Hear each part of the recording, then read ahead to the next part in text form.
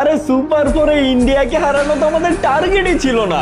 আমাদের টার্গেট হচ্ছে পাকিস্তানকে হারায় তারপর ফাইনালে যাওয়া। নয়তো আজকে আমরা আমাদের 4টা মেইন প্লেয়ারকে বসাই আমাদের বেঞ্চ টিম খেলাই, আর বোকার দলেরা আমাদের বেঞ্চ টিমকে হারাই খুশি হয়ে গেছে। আরে আরে বোকা শোকা দাদারা, আজকে যদি আমরা আমাদের বেঞ্চ টিম না খেলায় মেইন টিম খেলাইতাম আর তোমাদেরকে হারায় দিতাম, তারপর যদি তোমরা যে শ্রীলঙ্কার সাথেও হাইরা যাইতা, তাইলে তো তোমরা ফাইনালেই আর উঠতে পারতা না। তখন আমরা ফাইনালে যে খেলতাম কার সাথে রে ভাই? তাই এই ম্যাচ আমরা আমাদের দুধবার টিম দিয়ে খেলায় তোমাদের জিতে দিলাম, যাতে তোমরা ফাইনালে যেতে পারো। আমাদের আর কি, আমরা তো পাকিস্তানকে হারায় এমনিতেও ফাইনালে যাব।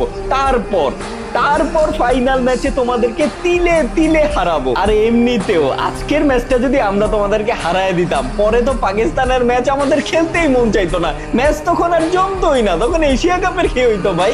এশিয়া কাপ 2025-এর আসর এই অবধি তো আমরাই জমায় রাখছি। আমরা যদি এই অবধি না থাকতাম, এশিয়া কাপে এতদিন দর্শকই থাকতো না, গ্যালারি সব ফাঁকা থাকতো, মাসি উঠতো মাসি। জাগে সেসব কথা, আমাদের বেঞ্চ টিমকে হারায় বোকাশোকা দাদারা অনেক আনন্দে আছে। আনন্দ থাকো, ফাইনালে তোমাদের সাথে আবার দেখা হচ্ছে, তখন তোমাদেরকে তিলে তিলে হারায়া এশিয়া কাপ নিয়ে তারপরেই আমরা দেশে ফিরবো।